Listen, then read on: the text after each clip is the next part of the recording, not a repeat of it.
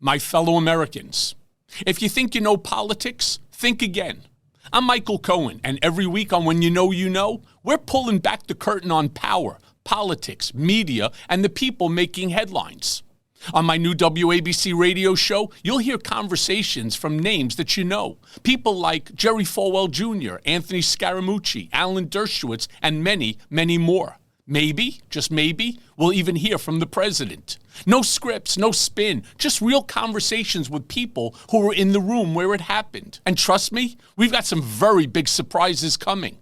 Look, I've spent years at the center of politics, controversy, and power. I know the players, I know the stories, and now I'm bringing you inside. When You Know, Sundays at 5 p.m. on WABC Radio, and When You Know Unleashed, wherever you get your podcasts. Because with me, you never know who's going to show up. It's the Joe Concha Tunnel to Towers Foundation Sunday morning show. Now, here's Joe Concha. And welcome, everybody, on this Sunday morning. Shocking news. Senator Lindsey Graham has died. Just 71 years old, which these days is quite young. Apparently, cardiac arrest. Didn't seem to have any apparent health problems. And now the senator of South Carolina, one of them, has passed away.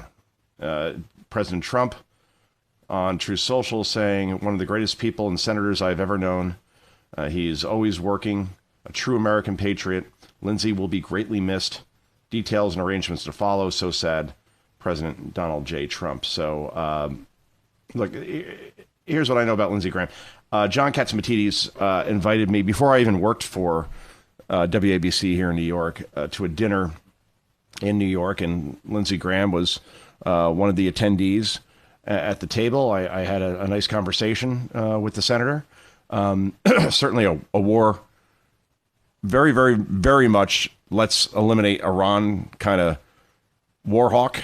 Certainly a guy who believed in America's military might and the influence that we could have on the world in that regard. Some people disagreed with Senator Graham as far as that perspective, but he was always very, very consistent in touting America's greatness and strength, being the world's lone superpower. All that said, what I remember most about Lindsey Graham was in 2018 during the Brett Kavanaugh confirmation hearings where Democrats, and again, this was one of the lowest, sorriest times in our country's history. And I'm not one to use hyperbole very often. And this isn't hyperbolic to say what they did with Brett Kavanaugh during those confirmation hearings, in taking the word of a woman who never said anything before 2018, never once. Oh, by the way, 35 years ago in high school, Brett Kavanaugh sexually assaulted me. There are no witnesses, no corroboration, and we just believed it, we being the legacy media, and certainly not me, I'm not a part of that. But he nearly wasn't confirmed because of a story that no one can corroborate and obviously came out of nowhere to derail him. Cory Booker, Kamala Harris, go down the line of Democrats who all pushed this lie to derail Kavanaugh.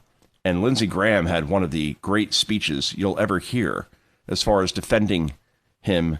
And eventually, obviously, he was confirmed. Anyway, here is cut number whatever with Lindsey Graham defending Brett Kavanaugh. And this is, I think, the height of Graham's career, quite frankly. Cut whatever, go. If you wanted an FBI investigation, you could have come to us. What you want to do is destroy this guy's life, hold this seat open, and hope you win in 2020. You've said that, not me. You've got nothing to apologize for. When you see Sotomayor and Kagan, tell them that Lindsey said hello, because I voted for them. I would never do to them what you've done to this guy. This is the most unethical sham since I've been in politics. And if you really wanted to know the truth, you sure as hell wouldn't have done what you've done to this guy. Yep. And that speech, along with, by the way, I know a lot of people aren't big fans of Susan Collins. She also came to Kavanaugh's defense, and eventually that confirmation happened. So Lindsey Graham, dead at age 71, just really shocking news, considering that he was booked to be on a Sunday show today. I believe it was Meet the Press. Like, that's how out of left field this happened. And of course, now we see, unfortunately, the conspiracy theorists saying, boy, there's something very, very wrong about this. There's something very suspicious about this. No, it's called cardiac arrest. It can happen out of nowhere. Unfortunately, it happens all the time to people that seemingly are healthy. And let's put aside the conspiracy theories that somehow Lindsey Graham was taken out by somebody, like we hear so often with Charlie Kirk. And that trial currently going on right now.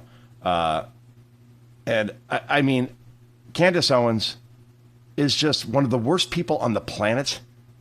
All right? One of the worst people on the planet. The way she talks about this as if she and she only has information on how Charlie died and no one else did. And then, look, here are the facts. All right? A kid named Tyler Robinson, 20 years old, at Utah Valley University on September 10th of last year, shot and killed Charlie Kirk, shot him in the neck. There is overwhelming evidence that he did this. There is video. There is fingerprints. There is, I mean, you want to talk about OJ being open and shut? This is 10 times that. Well, here's Candace Owens on her ridiculous podcast saying there actually isn't a shred of evidence against Tyler Robinson and the Israelis did it or something. Who knows what this person's saying? I hate even playing her on here because she's so crazy, but I think sometimes you have to shine a light on this stuff as a disinfectant to somebody like Candace Owens, who claims to be like Charlie Kirk's best friend when he was alive. And after this, I'm going to play a clip of her mocking Erica Kirk, and you'll forever hate this person in the same level that I do. This is cut number 12. Go. And by the way, still nobody, not even on Tyler Robinson's defense team, you would think I would be like number one they'd reach out to. They'd be like, her inbox, the tips. I've got the names, the people who said this person lied. Here's where it was. Really? They're Who? not interested. They are just not interested. They've got their guy. They have got their guy, and it is Tyler Robinson with not a shred of evidence. Just they're the ones really going off of vibes in a dream, if we're being honest. Why wouldn't I testify for the defense? Testify what? Were you there? What evidence do you have? She always says this. Oh, I got the goods. All right, name names. Show me your evidence. She literally has said that there was or were several Tyler Robinson lookalikes who were planted around the campus of Utah Valley that day to show that Tyler Robinson did it. A bunch of people were hired to dress up as this random kid who had a big problem with Charlie because he didn't like men playing against women in sports and was against the whole trans movement in general, and made very good arguments around why it's dangerous, especially for those who are so-called transitioning. And he got shot in the neck and was killed. End of story. But she has the evidence. Oh, the defense doesn't want to call me to testify. Yeah, because you're nuts. That's why. Oh, how nuts? Here's cut number 21, Elias. Let's play that one. Mocking Erica Kirk again. I have young kids, not as young as Erica and Charlie had, as far as, 2 and 3 years old. I remember Charlie filled in. I think it was actually 1 year ago this weekend. He filled in as a guest host on Fox and Friends Weekend. And at the end of the show, it's a long show. It's 4 hours. It's a lot of work. The kids are there, and they run onto the set, and they give their dad a big hug. And I remember seeing that. I'm like, boy, that's a good dad right there. And he always shielded his kids from cameras, always made sure their backs were turned, because he understood that he was constantly under threat from the crazies, and eventually one crazy was able to succeed. But here is Candace Owens. This is pure evil. There's no other way to put it. You're still going to mock Erica Kirk, lost her husband, and now has to raise her very, very young children without a father. And here is Candace doing what Candace does best, which is just exhibit pure evil. Cut number 21, go. she's a female. She's like, I'm just scared. And like, I'm looking online and people are saying like, they're just saying that like they want me to die. And I'm just like, I'm just so overwhelmed right now, Mr. Vice President. I'm just so overwhelmed. Dab, dab, dab. No tears. I'm so overwhelmed. And he was probably like, oh my God. And my kids, I just don't want my kids to be an orphan, Mr. Vice President. I know, I'm so sorry. That's what I think went down. Oh, yeah. She's faking her tears. I can't even, I don't use the word hate very often when it comes to like one human being feeling about another human being. Right? A lot of people I disagree with. Certainly we talk about that on this show.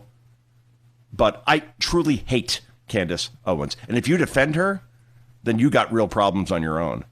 That I do know. Meanwhile, here's Candace. Again, if you just want to hear just how insane this person is. And what bothers me about her is that there are people that believe every word she says. You look at the podcast ratings, she's in the top 10.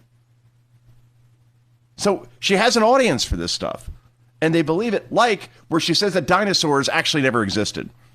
Despite, go to the Museum of Natural History. Those bones, those dinosaurs that have been found, apparently, I don't know, they really don't exist. Maybe it's AI. Maybe everybody's being fooled. But I mean, again, this is the stuff this person talks about on here. Outside of mocking Erica Kirk, saying she has all this evidence that Tyler Robinson didn't kill Charlie Kirk. Here she is talking about how dinosaurs actually never existed.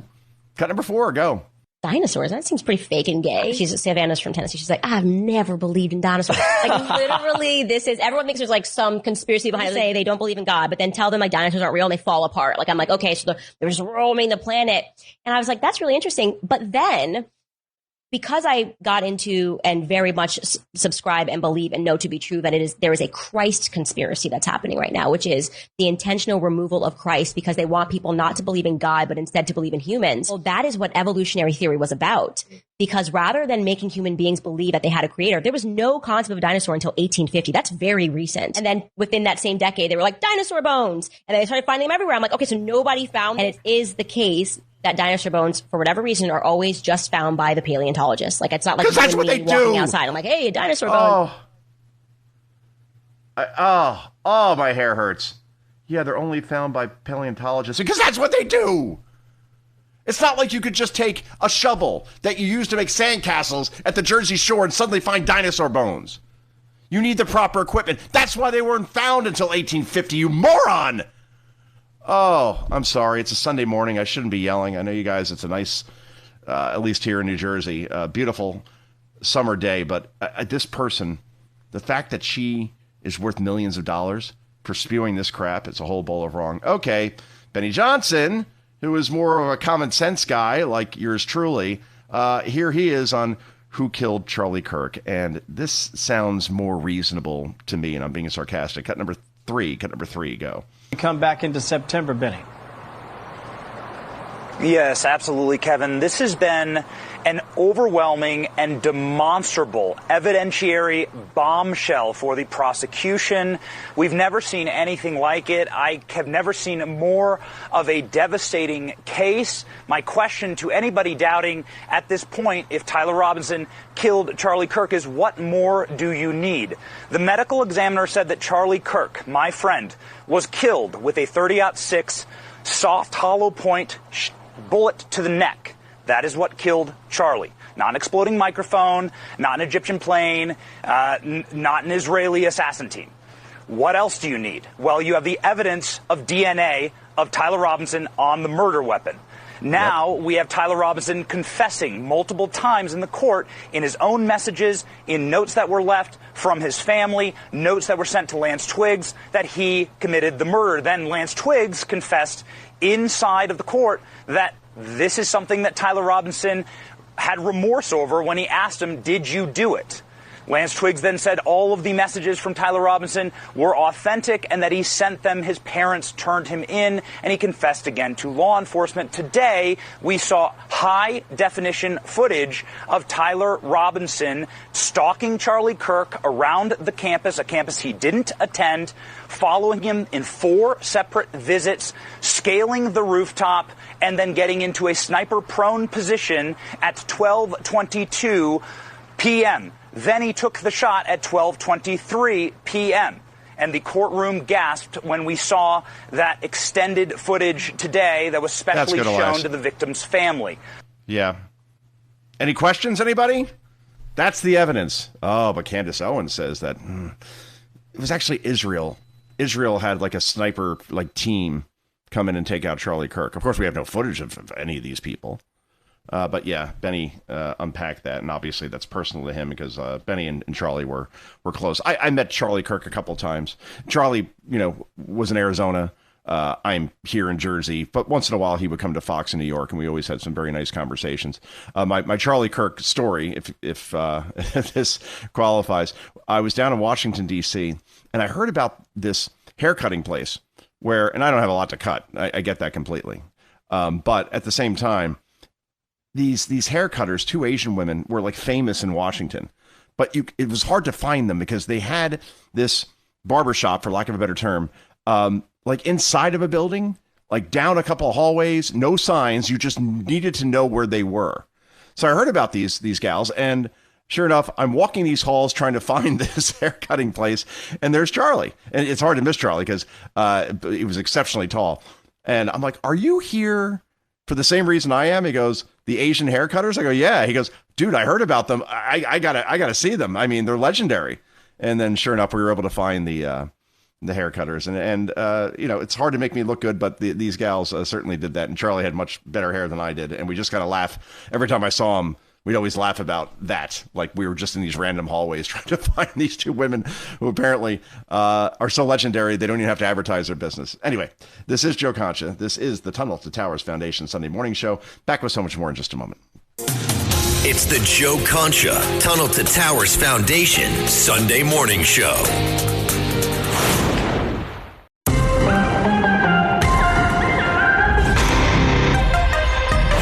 It's the Joe Concha Tunnel to Towers Foundation Sunday Morning Show. Now, here's Joe Concha. And welcome, everybody. So, World Cup continues today. I know some of you are like, why are we talking soccer? I'm telling you, this is the best tournament I have ever seen. Outside of maybe like the 87 NCAA tournament, when I was a very, very young child. Watched Steve Alford lead Indiana over Syracuse. That was a great tournament. But this World Cup, every game is awesome.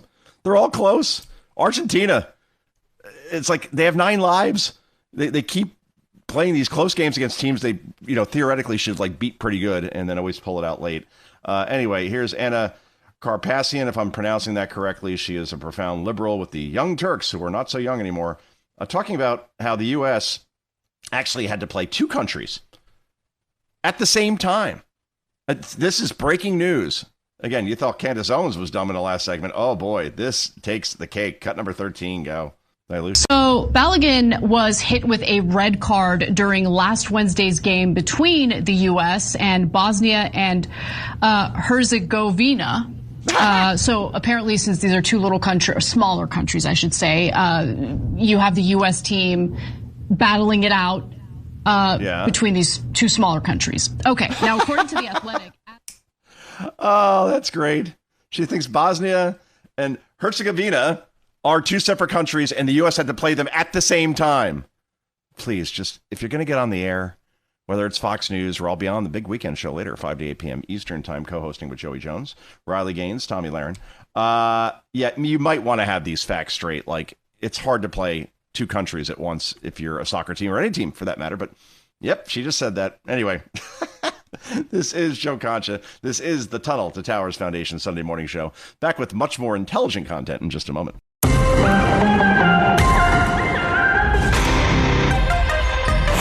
It's the Joe Concha Tunnel to Towers Foundation Sunday Morning Show. Now, here's Joe Concha. And welcome, everybody, on this lovely Sunday morning. So, Zohran Mamdani, this guy is such... I don't even know how to put it. Well, I know plenty of ways how to put it. A phony. Just a phony. This guy, always the victim, never responsible for anything. All his past statements about the entire New York City Police Department being racist and anti-queer. No, I've evolved. I really don't mean that anymore because he wanted to get elected. Oh, I promise that we're going to have government-run food stores that will be cheaper because that is what's going to make things affordable in New York City. You know, opening 5 stores out of well more than 1,000 food stores that already exist. Yeah, that'll help. Oh, by the way, has anything been built yet? Oh, no, we're not getting those until 2029, according to Zoran. Why is it taking so long? Unless it's never going to happen. It's going to be impossibly over budget if it does happen. And again, what does it accomplish? There are more than 1,000 places to get food in New York. I'm just talking about, like, you know, the big stores. Forget delis and bodegas and all that. That's the solution. Okay. Where's that free childcare you promised, Zoran? Oh, yeah, that doesn't happen either. Oh, free busing. I had to pay to get on a bus a couple days ago. Oh, that's not coming yet either? Right. So, again, I think that people would vote for Mamdani again when he runs for re-election, and they won't even care about all the promises that he didn't keep because, A, he doesn't run against anybody because we haven't had a real Republican run in many, many years.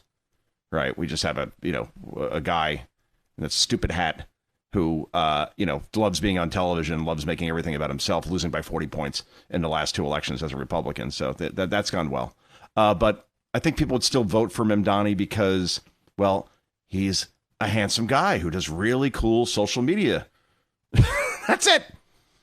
It doesn't matter, like, what he actually produces. If he makes the city more affordable or safer, it doesn't matter. It's a personality contest, just like high school. And I ran for senior class president. And I lost to a guy named Tom friggin' Begley. Begley! Oh, that bothers me to this day. Anyway, the point is that here is New Yorkers going off on Mamdani because apparently he put out a new map of New York City based on ethnic groups and decided to leave out the Italians and the Irish. You know, the 2 nationalities that made this city great when they came here way, way back when. And as somebody who is half Irish, and as somebody who everybody thinks is Italian because my name ends in an A, and I'm from Jersey, therefore that must make me Italian. Now, Concha, it's Spanish, guys. It's Basque. It's northern part of Spain, right near the French border. Very, very lovely place called San Sebastian, if you ever want to go to La Concha Bay. The point is that Mamdani purposely left off these ethnic groups and put in, the Somalian community and all these other communities that helped get him elected, I suppose. New Yorkers are not happy about this, at least the ones that were dumb enough to vote for this guy. And cut number 6, go. Frank Sinatra once said, "Start spreading the news." We're spreading the news, and here in Little Italy, local Italians are still angry at Mayor Mamdani for leaving their neighborhood off of the city's immigrant enclaves map. The mayor says he's going to fix this and is blaming the previous administration for the snow. But the locals say he's just full of baloney. I don't believe a word he says. If he says he's going to put it on, then he better put it on. Maybe he forgot about it. No, I don't think he forgot about it. I think he forget about it. My mother grew up here on Grand Street. My grandma, my grandpa came from Italy. He forgot who built this city. He's got to remember. Maybe he just forgot about it. Very people that were the construction workers when they came over through Ellis Island and came and built this city. How do you leave them off? Zoran, man, damn it. Thank you. I don't know, Elias, if you added that to the end, but that's my favorite clip outside of the Hakeem Jeffries one, which watch Elias, all right, my producer, how quickly he will get this up. Hakeem Jeffries and being, when you think of garbage, think of Hakeem. All right, watch this. Elias, 3, 2, 1, play it. When you think of garbage, think of Hakeem. Yeah, see? That's good producing right there. Yeah, he added, let's see, little Senegal, little Egypt, little Palestine, little Pakistan, little Yemen, little Poland, and various Asian and Caribbean enclaves. So Mamdani says that, he inherited this map from the previous administration, but somehow was able to add all these other neighborhoods, all these other places, 30 total. Did he inherit that too, or no? This was intentional. And so when he says, I'm going to fix it, he got his point across, right? You're Italian, you're Irish, you're not going to vote for me anyway, probably. So therefore, I'm going to leave you off a map of New York City based on ethnic background. All right, Mamdani responding. Let's play this anyway. And you hear what a absolute bull you-know-what person this is. And cut number 7, go. Hi, Mr. Mayor. How are you? I'm doing well. How are you? Fine, How are thank you? Can you please address the controversy that has developed over the city's immigrant enclaves list? Do you believe that there are neighborhoods that were left off that list? And if the city plans to add more, which other neighborhoods do you think should be added? Yeah. So this map was initially created by the prior administration in 2023. And when we inherited it, we added a few additional neighborhoods. It's clearly not an exhaustive list of the more than 200 ethnic communities that call our city home. And we're going to be making additional changes in the future to reflect that. And that includes adding Little Italy to the map. Oh, Little Italy. Yeah. Great. So wait, you inherited the map, but then you added different enclaves to the map. So you didn't inherit it, did you? You manipulated it. What a phony. And you hear that question, by the way? Oh, get a room. Like, seriously. Hi, Mr. Mayor, how are you? So I just want to ask about this map. And, do you think that other neighborhoods will be added? Oh, that's the tough New York media right there. That's why this guy got elected, because no one held him accountable. Especially the tough New York media are supposed to be. Did you hear that?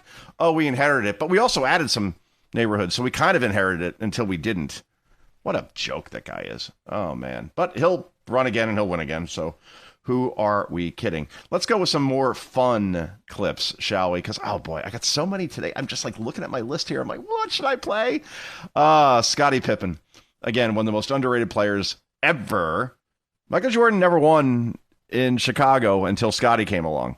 I'm just saying. I'm not saying that Michael probably wouldn't have won anyway with some other, Robin to his Batman. But I like the fact that people are now, whether it's Charles Barkley or now Scottie, coming to Michael's defense. Not that Michael needs it. As far as LeBron, really, really thinking that he's the greatest player of all time. The guy who lost 6 times in the finals. 6! Michael went to the finals 6 times. He won all 6 times. Never even had to go to a game 7. End of story. This isn't a conversation. Here's Pippen on MJ versus LeBron. And look, good job, Scottie. Cut number 5, go. My problem is more so with LeBron. If you are the greatest player, if people are saying you are the greatest player, or if people are saying Michael Jordan is the greatest player, why do you need to say it? Right. Michael Jordan has never, ever said he's the greatest player to ever play the game. Why? He's respected all the other players before him. Thank you. So for LeBron to say that, he's sort of pulling himself out of it, because you can't say you're the greatest player. You have to allow your peers in the world to say that. Exactly. If you're talking about yourself in this regard, you got some real insecurity problems. That's LeBron James. He'll probably go to the Sixers, another stacked team, just like he did with the Lakers and their fake championship in 2020, just like he did with the Heat, which he basically recruited players to play with him, and they were lucky to even win that championship down there. San Antonio should have won that series. I think it was 2013. Anyway, I'm going off on a tangent. Enough. MJ, greatest of all time, any sport, anywhere, period. Let's move on. All right. I love this. Sylvia Garcia, this is a Democrat, talking about, and I talked about this in the Big Weekend Show last night on Fox. Renee Good and Alex Preddy are dead because they provoked ICE. It's that simple. You can say I'm insensitive. No, I'm not. All right. Renee Good literally rammed her car into an ICE agent who had been dragged by another person a few weeks before that, about 50 yards, because they wouldn't stop their car either. Renee Good hit this man, this ICE agent, caused internal bleeding, so they fired on the car, because if a car rams you, you have to defend yourself. End of story. Alex Preddy is a guy who decided to bring a gun to a protest and physically confronted ICE on several occasions before it happened again, and somebody saw a gun, and unfortunately the guy got shot and was killed. Because if you have a gun on you and you're physically confronting ICE agents, well, bad things are going to happen. And I got liberal Twitter like yelling at me like, oh, how can you say something like that? Well, because that's what happened. All right? Don't bring a gun when you're protesting federal agents. It's really that simple. Meanwhile, here's Sylvia Garcia saying that, if you ram an ICE agent with your car, the ICE agent should have the whereabouts, the wherewithal to just shoot the tires like, they do in the movies. Cut number 1, go.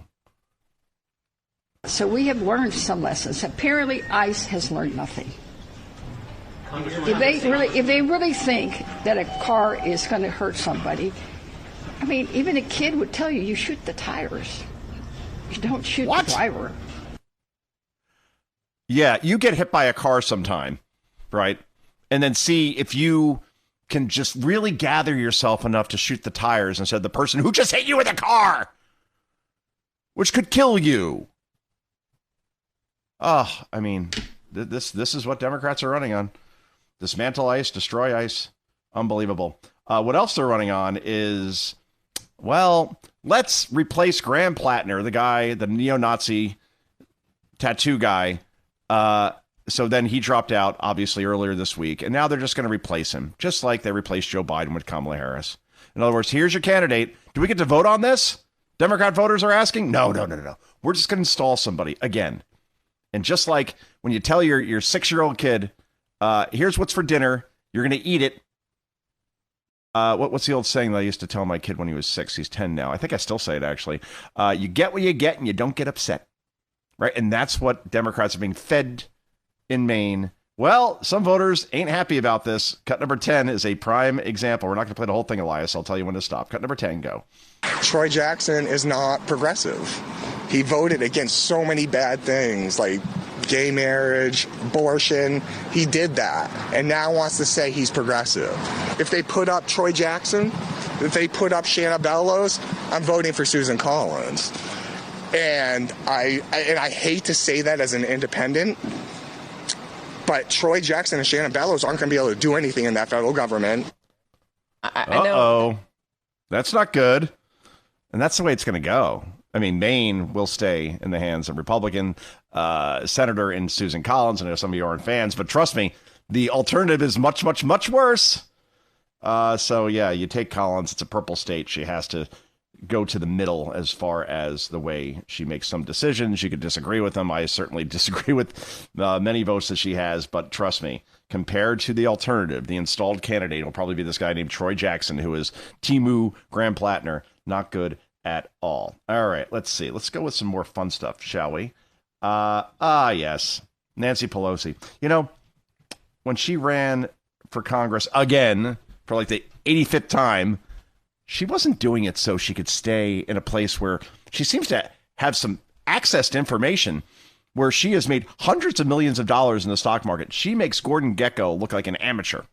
But when she ran in 2024, she was doing it not to enrich herself, but she did it for the children. Cut number 27, go. It was necessary for me to run again because my goal was to make sure that what's-his-name never stepped foot in the White House again. And that was part of my mission for the children. I went from housewife to House member to House Speaker for the children. And a really, really rich chick on top of that.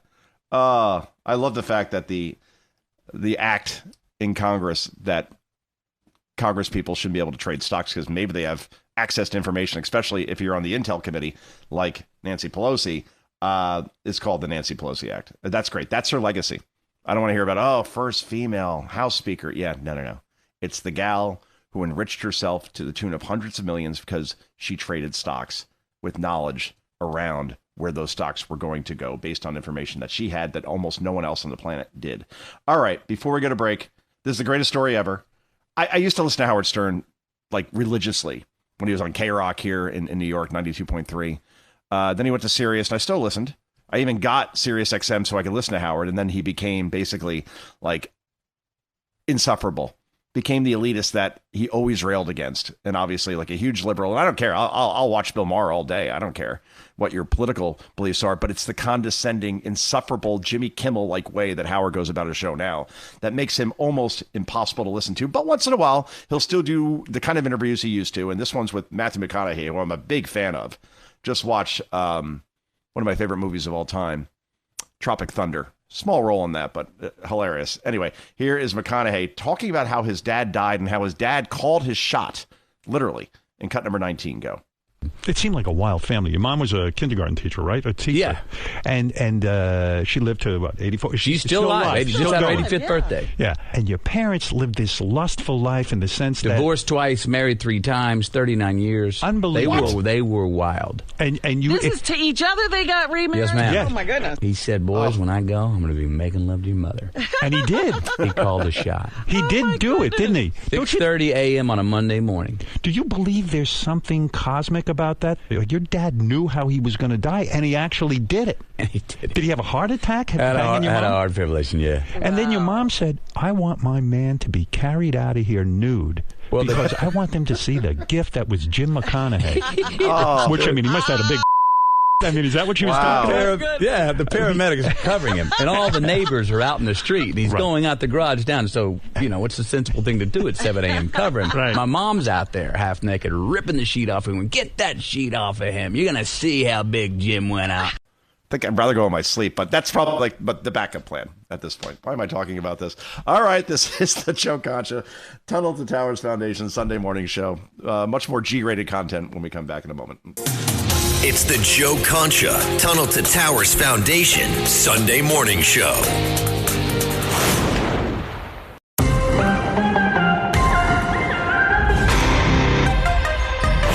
It's the Joe Concha Tunnel to Towers Foundation Sunday morning show. Now, here's Joe Concha. And welcome, everybody, back to what I think has been a very, very fun show. And we're going to continue the fun here. Cut number 17. You can't say the word retarded anymore. It's considered offensive. All right. And, having friends that do have some kids who are in this category, right, mentally challenged, whatever the proper terminology is, they're just the greatest human beings on earth. And the fact that, they could have aborted maybe the kid when they knew that it was going to have problems, and they didn't. And now they all will tell you that it was the best decision that they ever made. Anyway, here's a 1986 ad on being retarded. And this is how, I guess, we did, public service announcements back. Let's see, that's 40 years ago, 1986, cut 17, go. Today, being retarded means leading a full life. Retarded people go to work or school, just like their neighbors, and come back to a real home. A supervised home, right in the neighborhood, where they belong. Being retarded never stopped anyone from being a good neighbor.